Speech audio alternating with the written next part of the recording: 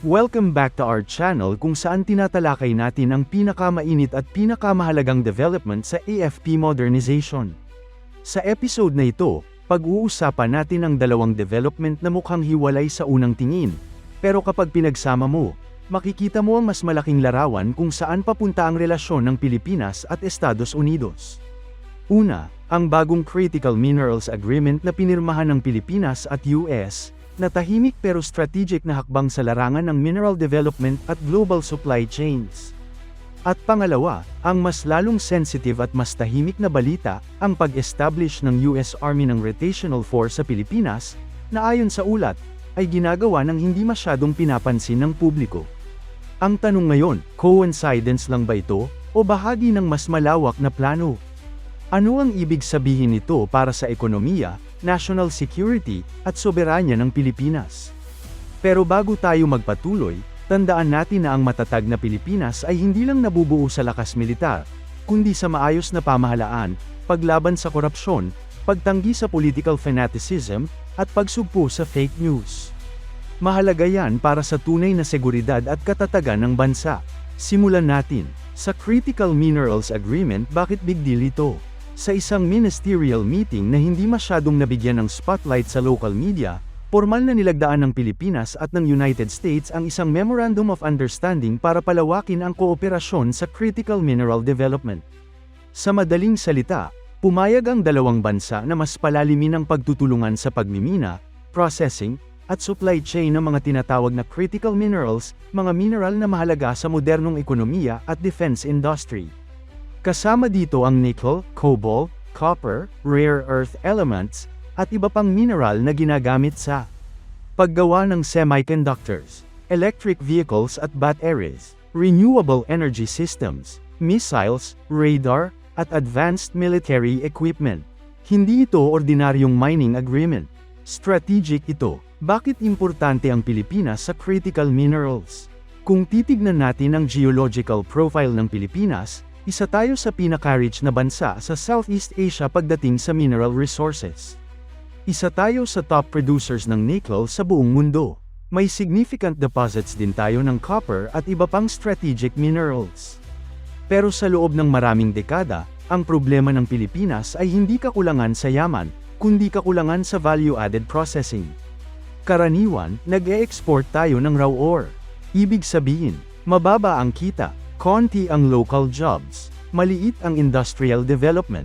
Sa ilalim ng bagong MOU, malinaw ang layunin ng US, secure and diversify supply chains palabas ng China, habang tinutulungan ng Pilipinas na i-upgrade ang mining sector nito. Para sa Amerika, strategic ito. Para sa Pilipinas, opportunity ito, kung maayos ang implementasyon.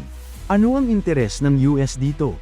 Sa kasalukuyang global environment, malinaw na ang US ay naghahanap ng paraan para bawasan ang dependence sa China, protektahan ang supply ng minerals na kritikal sa defense at tech industries, ilipat ang ilang strategic production sa mga kalyadong bansa. Ang Pilipinas, bilang treaty ally, ay natural na partner. Ayon sa US statement, ang partnership na ito ay magpapalakas ng supply chain resilience, susuporta sa American jobs at industries, magbibigay ng mas stable at predictable source ng critical materials.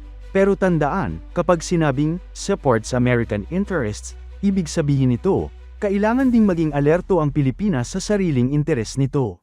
Dito nagiging komplikado ang usapan. Sa isang banda, magandang balita ito. Potential investments, technology transfer, local processing facilities, mas mataas na kita para sa gobyerno. Pero sa kabilang banda, may mga tanong na kailangang sagutin. Sino ang may control sa extraction at processing? May malinaw bang environmental safeguards? May industrial policy ba ang Pilipinas, o raw exporter pa rin tayo? Kung hindi magiging maingat, maaaring mauwi ito sa sitwasyon kung saan resources ng Pilipinas ang ginagamit para sa strategic needs ng ibang bansa, habang limitado ang long-term benefit sa atin. Ngayon, pumunta tayo sa mas sensitive na usapin. Ayon sa ulat ng US Naval Institute News, tahimik na nag-stand up ang US Army ng Rotational Force sa Pilipinas. Walang malaking press conference, walang dramatic announcement, tahimik, low profile, pero strategic. Ang rotational force na ito ay hindi permanent base sa papel, pero sa praktika, continuous presence ito ng US troops na umiikot sa iba't ibang bahagi ng bansa. Ano ang kaibahan ng rotational force sa base?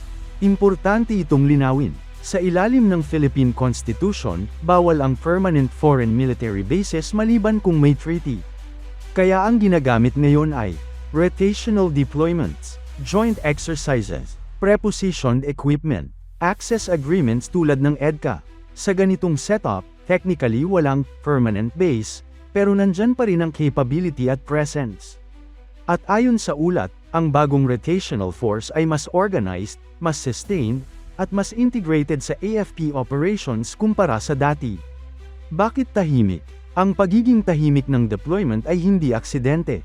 Una, para iwasan ang domestic backlash. Alam ng US at ng Philippine government na sensitibo ang issue ng foreign troops sa bansa. Pangalawa, para hindi agad mag-trigger ng diplomatic escalation, lalo na sa China. At pangatlo, dahil ang focus ngayon ay operational readiness, hindi publicity. Dito nagtatagpo ang dalawang kwento. Sa modern geopolitics, resources at security ay magkasama. Kung may critical minerals ka, may strategic interest. At kung may strategic interest, kailangan ng security framework. Hindi ito bago sa history. Ngayon, habang pinapalakas ng Pilipinas at US ang cooperation sa mineral development, kasabay nito ang pagpapalakas ng military interoperability, forward presence ng allied forces, mas mabilis na response capability sa regional contingencies. Hindi ibig sabihin nito na automatikong may gyera, pero malinaw na ina-anticipate ang instability sa Indo-Pacific. Para sa Pilipinas, protection o risk. May dalawang paraan para tingnan ito. Una, protection. Mas may deterrence laban sa external threats. Mas mabilis ang humanitarian at disaster response. Mas malakas ang AFP sa training at intelligence sharing. Pangalawa, risk. Mas nagiging frontline state ang Pilipinas. Mas exposed sa geopolitical tensions. Mas kailangan ng malinaw na strategic autonomy.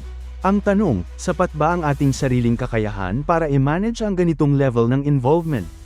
Nasaan ang Pilipinas sa sariling strategy? Dito nagiging kritikal ang papel ng Philippine government. Hindi sapat na pumirma lang ng MO. Mag-approve lang ng rotational access. Kailangan ng malinaw na national mineral strategy, malinaw na defense posture, malinaw na red lines sa foreign presence. Kung wala nito, ang Pilipinas ay maaaring madala ng agos ng mas malalaking powers. Ano ang posibleng next steps? Sa mga susunod na taon, posibleng makita natin ang pagpasok ng US-linked company sa mineral processing, pagtatayo ng local facilities para sa battery materials, mas frequent rotational deployments, mas integrated AFP-US exercises sa strategic locations. Ang tanong ay hindi kung mangyayari ito, kundi paano ito pamamahalaan ng Pilipinas. Sa unang tingin, ang Critical Minerals Agreement at ang tahimik na US rotational force ay parang magkaibang balita. Pero sa mas malalim na pagsusuri, malinaw na bahagi sila ng isang mas malaking strategic picture. Ang Pilipinas ay nasa gitna ng global competition para sa resources, reconfiguration ng military alliances, shifting balance of power sa Indo-Pacific. Hindi ito simpleng usapin ng pro o anti-US.